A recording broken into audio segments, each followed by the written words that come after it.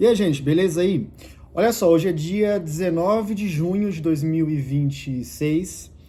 Tô gravando e vou postar o vídeo hoje mesmo aí no YouTube, em razão de uma notícia que saiu no Valor Econômico. Eu tinha programado de colocar outro conteúdo aqui no canal hoje, mas saiu uma notícia no Valor Econômico que eu quero falar, aproveitar a notícia aqui, aproveitar o hype aí, e porque tem a ver com outro vídeo que eu já tinha postado aqui no canal, que foi uma recomendação fortíssima minha, de que quando as pessoas vão comprar um imóvel, que façam uma investigação profissional em cima do vendedor, né?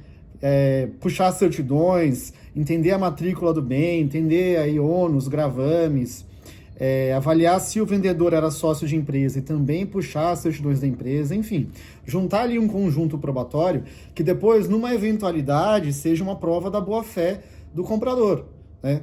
Para que o comprador se consiga colocar ali na condição de um terceiro de boa-fé e se vier a ter algum tipo de problema do ponto de vista de dívida, fraude à execução, fraude a credor, conseguir se defender com provas robustas aí e não perder o bem, né? Aquela história, quem compra mal paga duas vezes.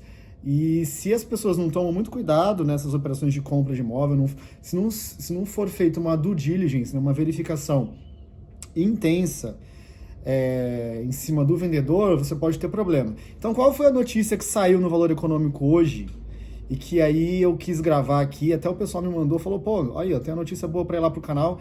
É o seguinte, a STJ valida a venda de imóvel por sócio de empresa com dívida fiscal. Então, em resumo, para não ficar falando juridiquês aqui e ficar falando difícil, o que aconteceu foi que uma pessoa comprou um imóvel de outra, né? Quem vendeu foi a pessoa física, mas esse vendedor, ele era sócio de uma empresa que tinha dívida. E aí depois, esse imóvel foi penhorado, né, em razão de dívida dessa empresa e gerou problema aí para o comprador. Qual foi a decisão, qual foi o entendimento aqui do STJ que está noticiado no Valor?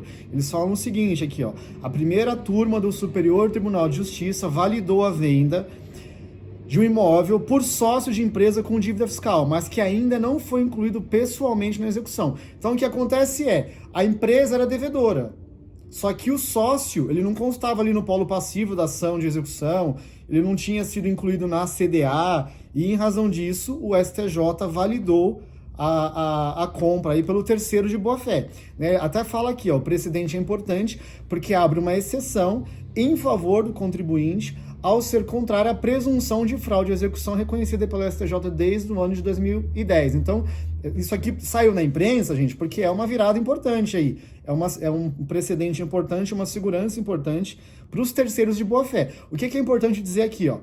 Que está até na notícia também. O processo julgado pelo colegiado foi movido pelo comprador do imóvel, que era uma construtora. No ato da compra, olha lá, no ato da compra, o vendedor apresentou a certidão negativa de débitos, vendedor é pessoa física, né? Que atestou não haver pendências tributárias. Então, o que o tribunal quis foi não penalizar um terceiro de boa-fé que tinha sido diligente com relação às certidões do vendedor no momento da negociação. E é sempre esse o ponto que eu chamo aí fortemente para as pessoas. Tem duas coisas cruciais, na minha opinião, quando é feita uma negociação de imóvel. O primeiro é a pessoa ter clareza da matrícula, para você, de repente, não comprar de quem não é o dono, né? Uma coisa básica, mas que eu já vi dar problema, tá? A matrícula vai me dizer o histórico do imóvel. Então, leia a matrícula, tenha certeza que você está comprando efetivamente de quem é o dono. E lá na matrícula, se tiver algum gravame, alguma penhora, alguma execução, se já tiver ali, isso significa que você vai ter problema. A menos que o débito esteja garantido e etc. Precisa entender, tá?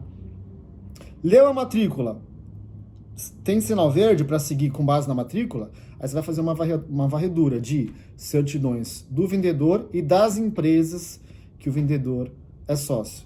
E aqui, quando eu faço esse tipo de due diligence, eu inclusive olho se teve mais de uma transação nos últimos 5 anos, porque, por exemplo, se eu tive mais de um dono, né, teve uma venda nos últimos 5 anos, eu pego as certidões também do dono anterior, aquele que está vendendo, por segurança também. Quanto mais documentos tiver, gente, melhor para você, numa eventualidade, numa necessidade, conseguir ter uma defesa relevante, amparada em documentos que vão provar a boa-fé do adquirente. Beleza?